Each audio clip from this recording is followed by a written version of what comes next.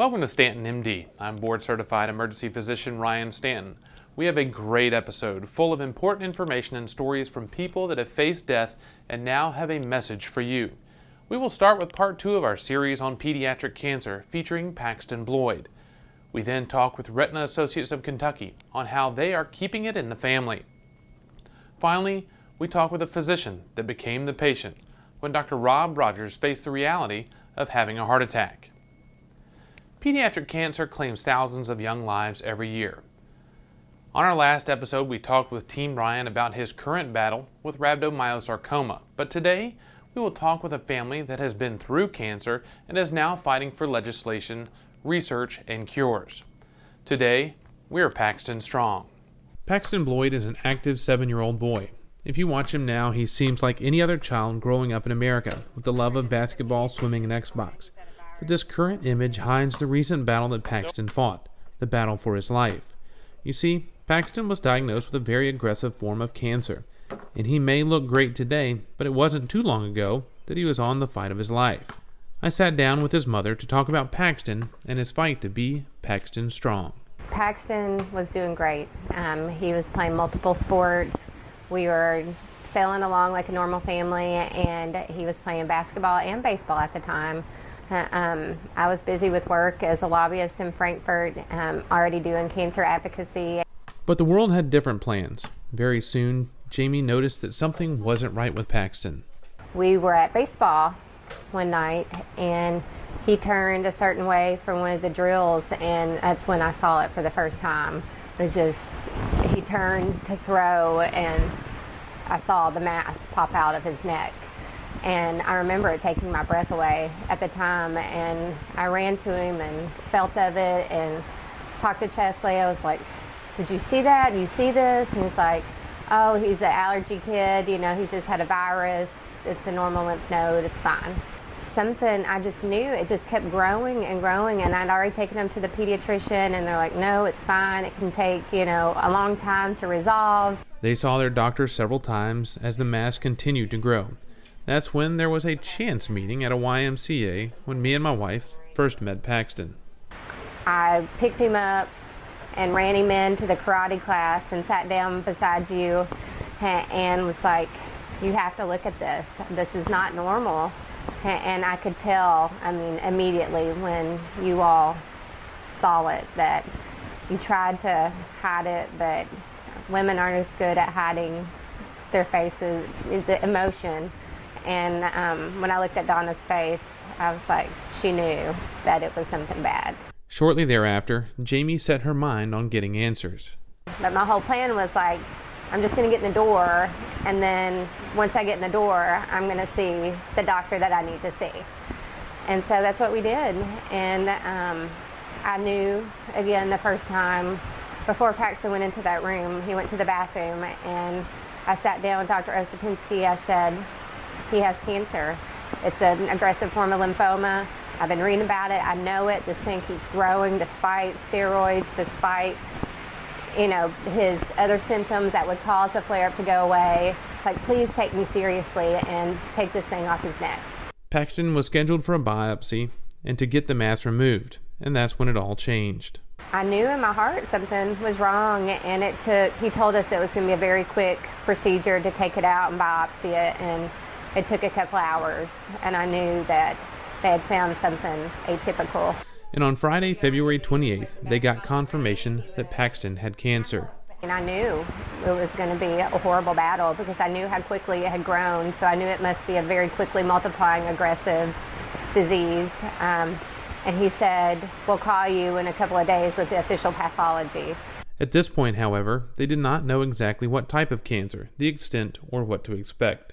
And so I was sitting downstairs Monday morning and got a phone call from Dr. Osetinsky, and he told me that it was a very fast-growing form of lymphoma, non-Hodgkin's lymphoma, and that we needed to get out of state immediately to save his life, that we needed to go to Cincinnati, Boston, Philadelphia, or to Dallas, and that we needed to figure it out today, that it was that serious.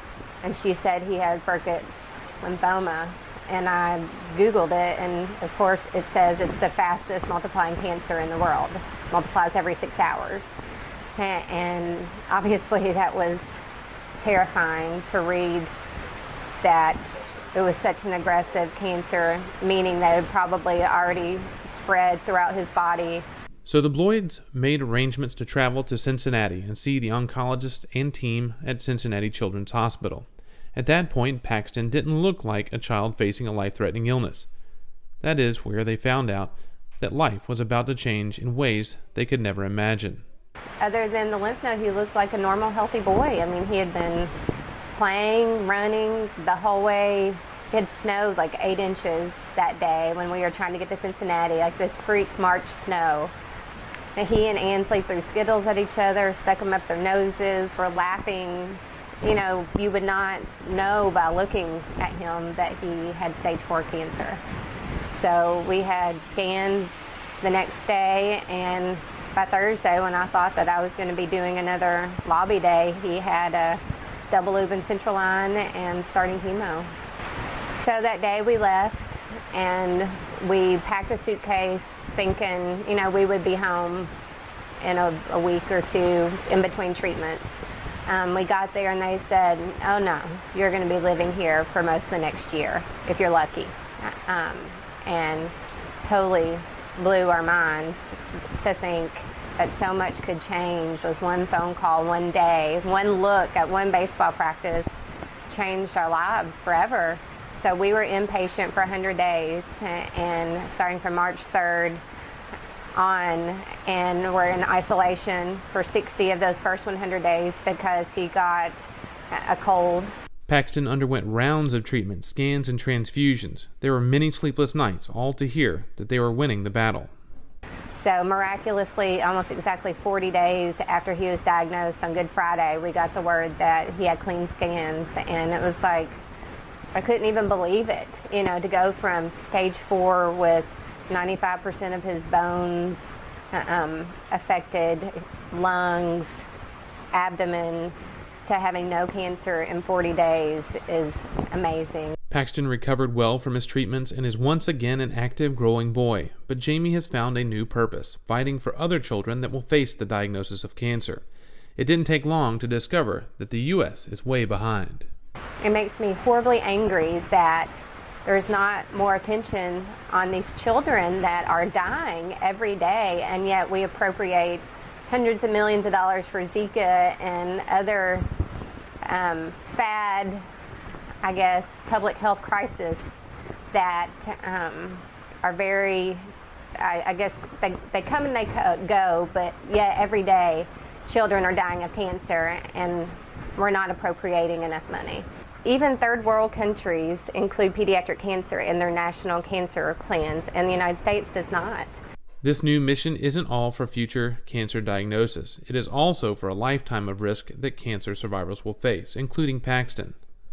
I think we just have to do better, and for Paxton that survived, 70% of children will face a secondary cancer or severe impairment to their heart or other organs, and that's because we haven't approved any, I think less than a handful of new drugs for pediatric cancer.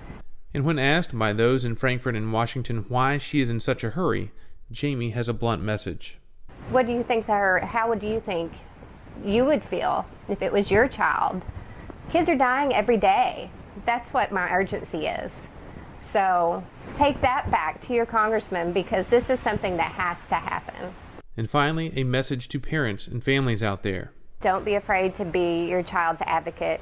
Somebody might tell you that everything's okay, but you have an instinctual knowledge of your child and what's going on. And I always said that we were not there to make friends. We were there to save his life. And even at the best facilities, even the top-ranked places in the world, no one knows your child better than you do.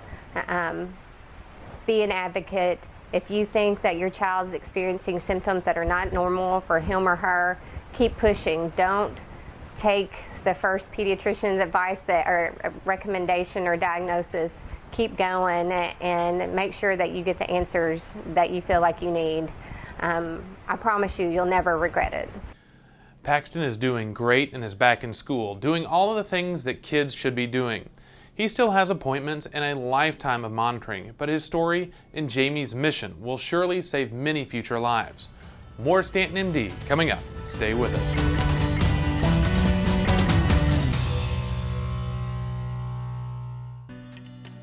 Justice Dental provides world-class dentistry with a hand-picked team of doctors, hygienists, surgeons, and specialists that work together to create natural, beautiful, and healthy smiles. Realizing that oral health is key to overall health, Justice Dental provides everything from preventive dentistry to full mouth reconstruction, ensuring your smile will last a lifetime. At Justice Dental, we want to do your smile justice. As a board-certified emergency physician, Dr. Stanton is a proud member of the American College of Emergency Physicians, also known as ACEP. ACEP provides physician and evidence-based patient resources at its consumer website, emergencycare4u.org. That site has stories, fact sheets, and advice on a wide range of emergency topics. From visiting the ER to mom tips, you can find them on emergencycare4u.org. Now, back to the show.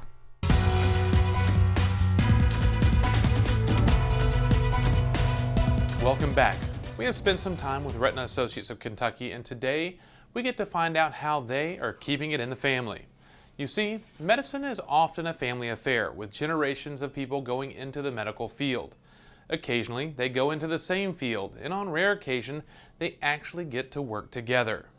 Blake Isernhagen was born and raised in Lexington, Kentucky. A graduate of Lexington Christian Academy, Blake recently moved back after many years outside the area. Now, Blake joins his father, Rick Isernhagen, with Retina Associates of Kentucky to start his career in retina surgery and advanced eye care. Very excited to join the practice here and feel very fortunate to be able to work with such a great group. They have a great reputation, wonderful doctors. The practice also offers opportunity to work with fellows and continue to train and give back and hopefully contribute to the next generation of retina surgeons. Rick never pushed Blake to pursue a career in ophthalmology and retina care, but it was likely early exposure that helped guide his course. Well, I do remember Blake. In fact, I remember when he was 7 or 8 years old sitting on a stool in the operating room watching us operate on a weekend on an emergency case. But also, I know that he had those experiences growing up, and I remember at some talks, one in particular in Prestonsburg, where I talked to the medical staff. Blake came along and got an opportunity to kind of experience that. And you know, at the time you don't know what your child's interest is or what his interest would be, but I think obviously that probably had an impact on him. Now they have the opportunity to work together, taking advantage of experience and cutting-edge education to advance the care they provide. I feel like I'm very fortunate to have great partners who would invite Blake to join us, and I'm, really fortunate to have a son who has a lot that he can contribute, to retinal care in Kentucky. So, for me, it's a real special time. It's very exciting, and it's very special to be able to work alongside each other. And we've already discussed certain challenging patients together and reviewed certain cases, which has been very, very special experience, and I think also helpful to the patients because he has many years of experience, and excellent training can't replace many years of being actively involved in clinic and surgery and having that experience. And so getting his thoughts on some challenging cases and has been very valuable to me. It's really good to be in a larger group where you have the opportunity to talk about cases, challenges, and so forth, and I enjoy that. In the office, it's kind of special. Occasionally we're in the office together, and we may even see patients' children that I saw 25, 30 years ago, and now we're seeing their kids, and so it is special. The patients are also keeping it in the family as well.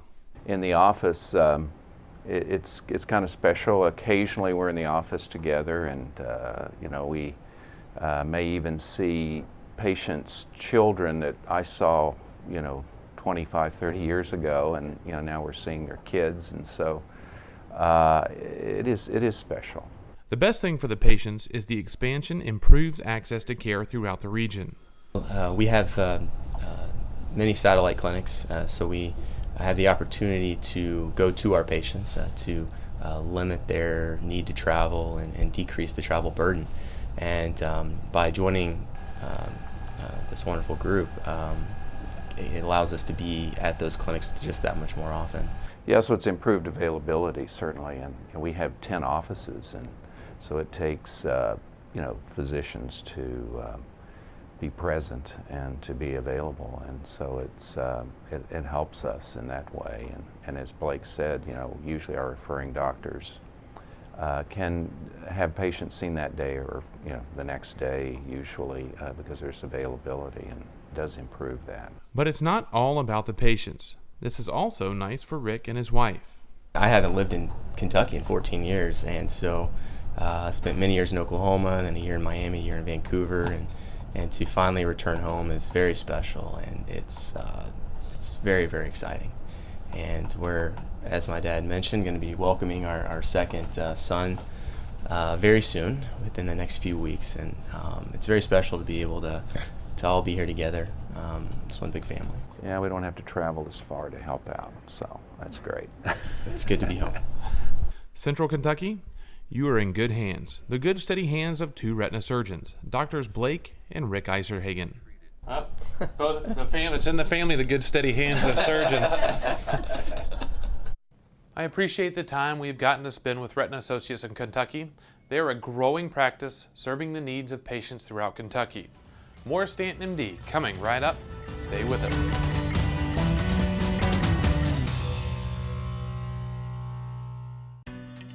With over 40 years of service, Retina Associates of Kentucky provides care for disorders of the retina, macula, and vitreous structures of the eye. Their goal is to provide the best possible care in a compassionate, personalized, and timely manner. This is accomplished through a comprehensive, state-of-the-art mix of diagnostics, medical, and surgical services. They have 10 offices throughout the Bluegrass.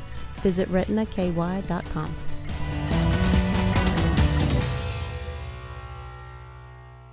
Do you own or work for a business that advances health and safety of the public or its employees? Then you may be interested in becoming a sponsor of StantonMD. There are various opportunities for sponsorship, from the show to the website, social media, print, or a combination. For more information on becoming part of StantonMD, contact Jen at info@stantonmd.com. That's info@stantonmd.com. Now, back to the show.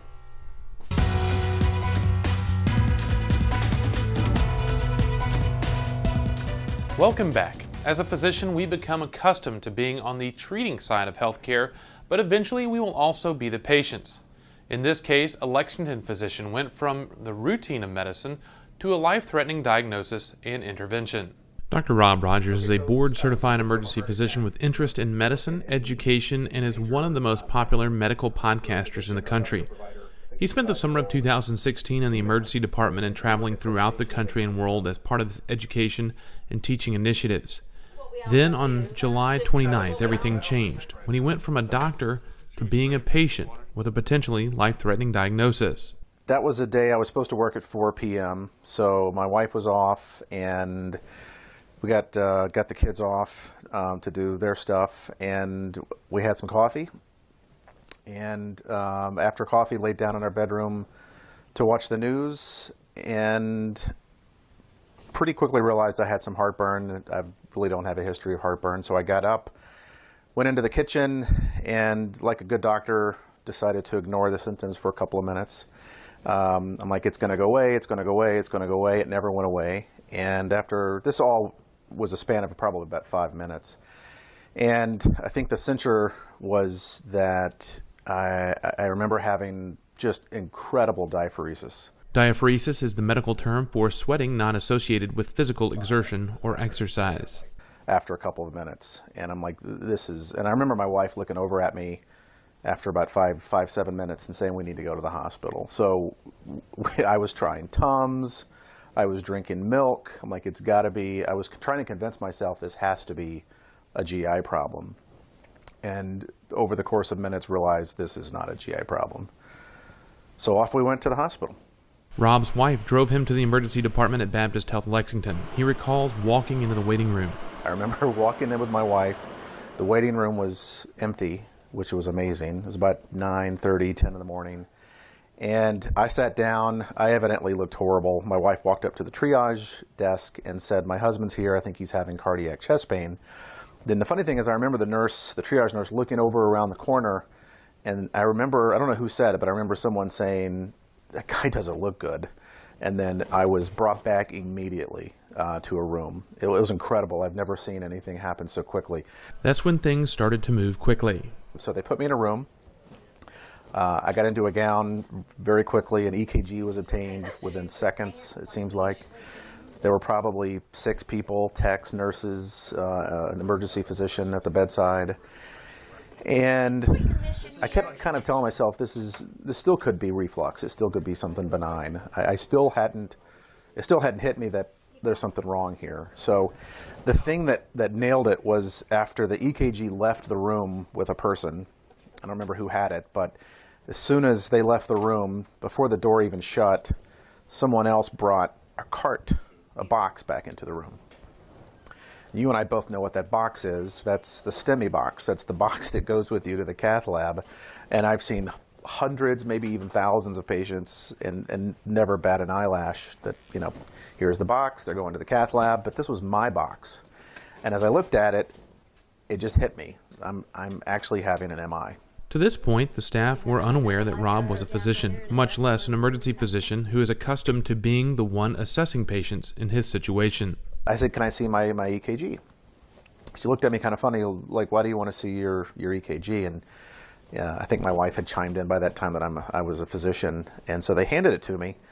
And I remember looking at it, and it was the most classic, which is not a good sign to be a good teaching case. It was the most classic, best inferior posterior MI STEMI I've ever seen. And all I could think of at that moment was that this would be a great EKG to teach with, to share with people. It was at that point that Rob was on his way to the cardiac catheterization lab. It couldn't have been minutes. I was out the door to the cath lab, and I'm lying there on the stretcher. My wife is, of course, in tears, and she's trailing behind us. And it hit.